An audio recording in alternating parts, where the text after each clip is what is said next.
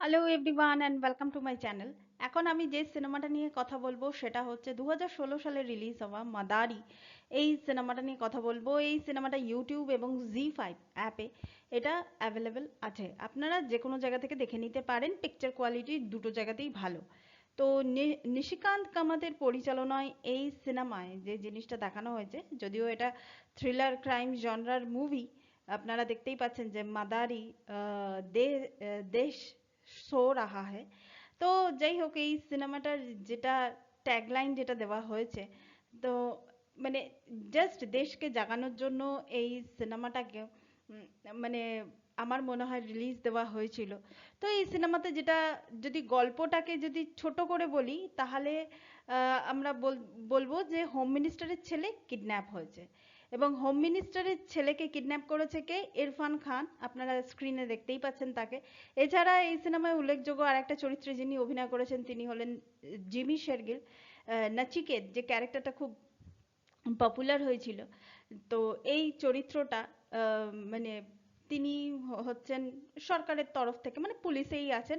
তিনি ইরফান খানের ক্যারেক্টারটাকে তিনি খুঁজছেন, যে মানে কোথায়, মানে হোম মিনিস্টারের ছেলে কোথায়, মানে কোথায় রাখা হয়েছে তাকে। মাদারি মানে কি, যারা আমরা দেখি যে রাস্তাঘাটে যারা মানে বাঁদর নাচ দেখায়, তো তাদেরকেই বলা হয় মাদারি।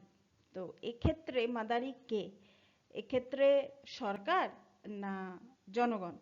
তো জনগণের ক্ষেত্রে মানে সরকার কি করে, সরকার কি ভাবে জনগণকে, সেইটা নিয়ে হচ্ছে এই সিনেমাটা। এই সিনেমাটা তো আমি কিছু বলার আগে হাইলি রেকমেন্ড করব যে সিনেমাটা আপনারা গিয়ে দেখুন। দেখলে পরিষ্কার বুঝতে পারবেন যে গভর্নমেন্ট মানে গভর্নমেন্ট অ্যাকচুয়ালি কি করে। এটাকে কিন্তু গভর্নমেন্টকে জাজ করছে না যে এটা ঠিক এটা ভুল, সেরকম নয়। এই সিনেমার শেষে যে সিনটা আছে, লাস্ট সিন, ওটা আমি আলাদা 12 মিনিটের একটা সিন আমি কমিউনিটি ট্যাবে দিয়ে দিচ্ছি। তো সেই সিনটা মানে মানে কি বলবো যে শকিং সেই সিনটা। তো এখানে অ্যাকচুয়ালি গভর্নমেন্ট কি কাজ করছে সেটা শুধু বলা হয়েছে এখানে। এখানে কিন্তু কোনো পার্টিকুলার কোনো গভর্নমেন্টকে কিন্তু দোষারোপ করা হয়নি যে এই গভর্নমেন্ট এটা করেছে ওই গভর্নমেন্ট ওটা করেছে। ওটা তো 12 মাস, 12 মাসে 13 পার্বণের মতো, তো ওটা তো মানে লেগেই আছে। তো সেটা তো কোনো কথা হচ্ছে না, মানে সেটা অ্যাকচুয়ালি কথা নয়। কথাটা হচ্ছে যে অ্যাকচুয়ালি গভর্নমেন্ট, সরকার সাধারণ মানুষকে কিভাবে দেখে। মানে এখানে বাঁদরটা কে? সাধারণ মানুষ। আর তাহলে মাদারিটা কে? যে মানে নাচ দেখাচ্ছে।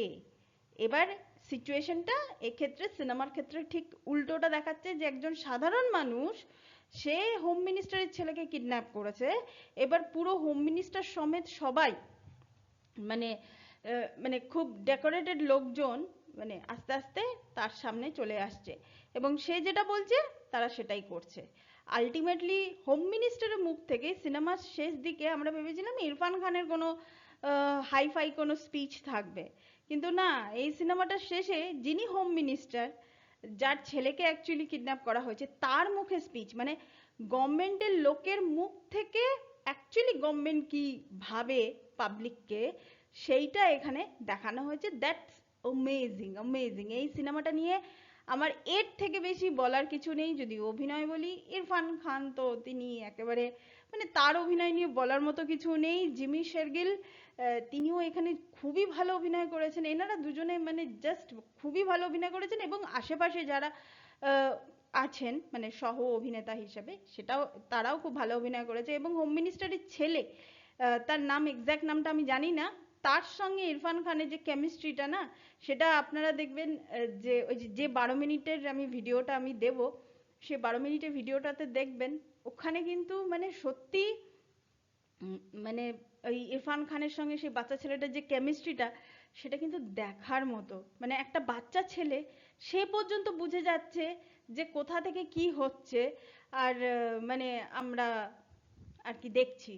তো যাই হোক, এটাই হচ্ছে মাদারির মানে আমি একটা ছোটখাটো একটা আলোচনা করলাম মাদারি নিয়ে। এটা আমি বেশি আর আলোচনা করছি না। বেটার কি আপনারা দেখে নিন। জি5 না না থাকলেও ইউটিউবে দেখে নিন, ফ্রিতে দেখতে পাবেন।